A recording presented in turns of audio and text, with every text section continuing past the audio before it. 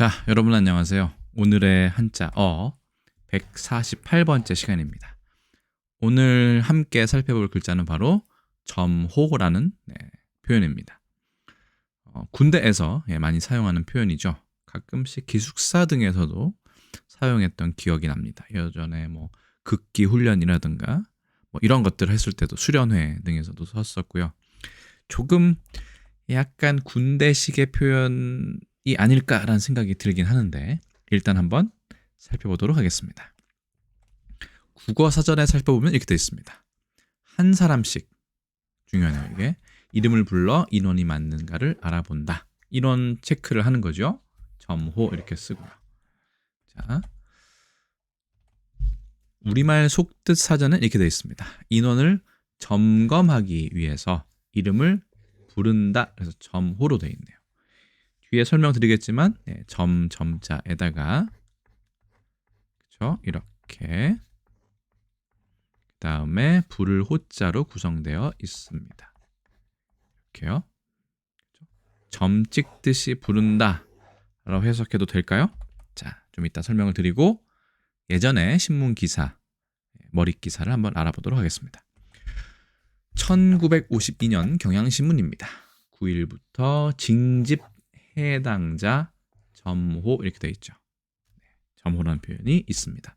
역시 군대에서 쓰던 용어임을 알 수 있습니다. 두 번째, 1954년 조선일보입니다. 친공포로의 점호를 계획. 역시 보니까 군대와 관련이 있는 것 같습니다. 점호라는 표현이 그대로 있죠. 1967년 경향신문입니다. 점호에 늦게 나왔다고 사병을 때려서 치사, 죽음에 이르게 하였다. 병장을 구속 이렇게 되어 있네요. 역시 군대에서 자주 사용하는 표현임을 알 수 있습니다. 그러면 한 글자 한 글자 살펴보도록 하겠습니다. 첫 번째 글자는 점자입니다. 4급에 배정되어 있고 중국 발음은 디엔으로 되어 있고 이렇게 씁니다. 이 점칠 점자 아래에다가 여기 거물 흑자에 연화발이 들어갔죠. 이렇게 해서 이게 중국과 일본에서 이렇게 쓰고 있습니다. 그래서 점자를 보시면 거물 흑자와 점령할 점 혹은 점칠 점자가 붙어서 서로 결합해서 생긴 글자임을 알 수 있습니다. 이 거물 흑자 같은 경우는 불을 붙이다, 검다 도 있지만 불쏘시개라는 뜻도 있다고 해요. 어쨌든 이건 수치를 나타내긴 하는데, 자 거기에다가 이 숫검댕이가 어디에 붙어서 어디에 이렇게 딱 자리를 차지하고 있다, 점령되었다라고 해서 원래는 검댕이라는 뜻이지만 찍다, 점을 찍다 혹은 수를 세다라는 뜻도 되어 있습니다. 자, 점자가 들어간 글자를 보실까요? 점검이나 점호나 비슷한 것 같아요. 이 점자의 이 쓰임새가. 이거는 점을 찍듯이 하나 빠짐없이 뭔가를 일일이 낱낱이 검사하는 걸 말하죠. 낱낱이 검사함 또는 그런 검사, 점검. 점철은 말 그대로 흐트러진 여러 점이 서로 이어진 걸 말합니다. 관련이 있는 상황이나 사실 따위가 서로 이어져 있다. 점철하다 혹은 점철되다 보통 이렇게 많이 얘기하죠. 점 안의 점자는 조금 다릅니다. 물론 눈동자를 점을 찍다라는 점 안, 활용 점정할 때 그 점자도 되지만 여기서는 물방울이 뚝뚝뚝 떨어지듯이 액체가 떨어지는 것을, 똑똑 떨어지는 것을 점이라고 합니다. 그래서 점안액이라는 표현도 있고 그 다음에 물방울 적자를 써서 점적 이런 표현도 쓰죠. 물방울이 똑똑 떨어지는 것도요. 채점, 이 점은 또 점수를 나타내죠. 그래서 시험의 답안에 맞고 틀림을 살피어 점수를 매긴다. 이 채자는 여긴 캐다라기보다는 점수를 매기는 것을 말합니다.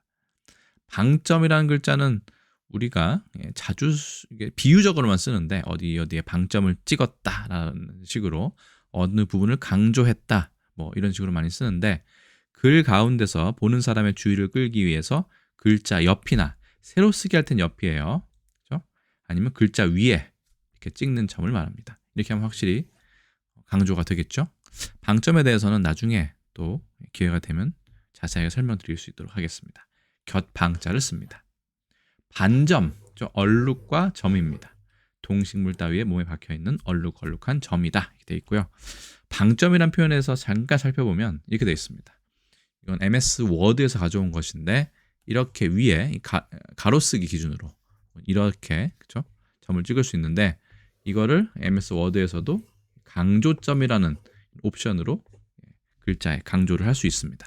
물론 요즘에는 이거를 뭐 굵게 표시한다든가 아니면 이탈릭체로 좀 이렇게 기울여서 표시한다든가 아니면 아예 색깔을 다르게 한다든가 하는 방법이 있겠지만 예전에 한문 같은 경우에는 뭐 그런 방법이 없었기 때문에 옆에다가 이렇게 점을 찍으면 좀 더 강조돼서 사람들이 주목하기 시작한다라는 식으로 생각하시면 되겠습니다. 방점이라는. 다음에 또 기회가 되면 설명드릴 수 있도록 하겠습니다. 그 다음 글자는 불을 호자입니다. 사급에 회정되어 있고 중국어 발음은 후 되어 있습니다. 한중일 삼국이 같은 글자를 씁니다. 입 구자니까 입으로 뭔가 하는 거죠. 그 다음에 어조사 호자는 지금 어조사지만 이때만 해도 소리를 나타내는 도끼를 찍는 소리라는 설명도 있었습니다. 어쨌든 소리를 나타내는 거기 때문에 입을 사용해서 크게 외치다, 부르다, 부르짖다 정도로 생각하시면 되겠습니다. 자, 불을 호자가 들어간 단어를 한번 살펴보겠습니다.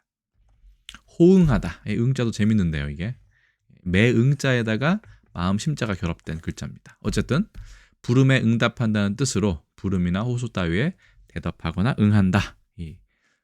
응할 응자에 대해서는 나중에 기회가 되면 또 한자 설명을 한번 드릴 수 있도록 하겠습니다.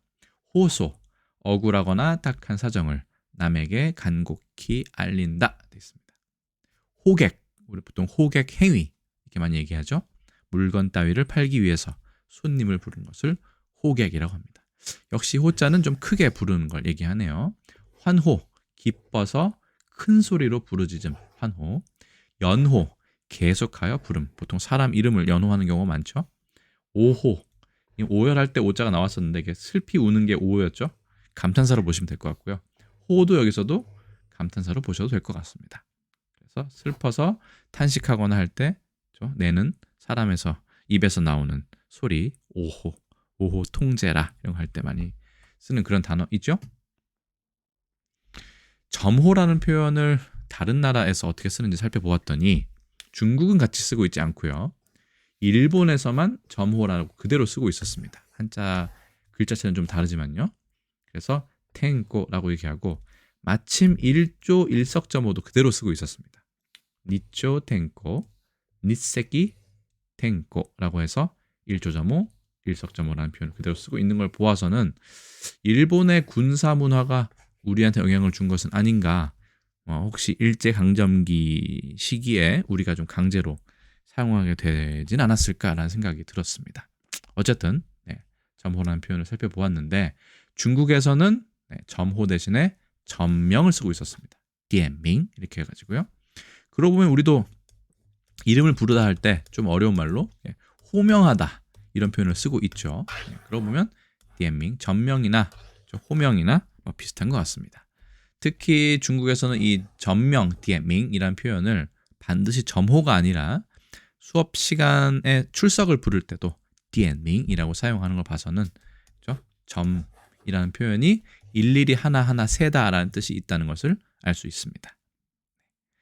그 다음에 영어로는 roll call이라고 얘기하는데 마침 일조점어는 the morning roll call, 일석점어는 the evening roll call이라고 부르는 걸 봐서는 이쪽 문화가 일본에 영향을 줬고 이 단어가 강점기 때 우리나라에 영향을 준 것이 아닌가 이런 단순한 생각을 해보았습니다만 검증은 해보지 않았기 때문에 제가 자신 있게 말씀드릴 수는 없을 것 같습니다. 어쨌든 점호라는 한자는 우리와 일본이 그대로 일조점호, 일석점호까지 그대로 사용하고 있다라는 말씀을 드릴 수 있을 것 같습니다.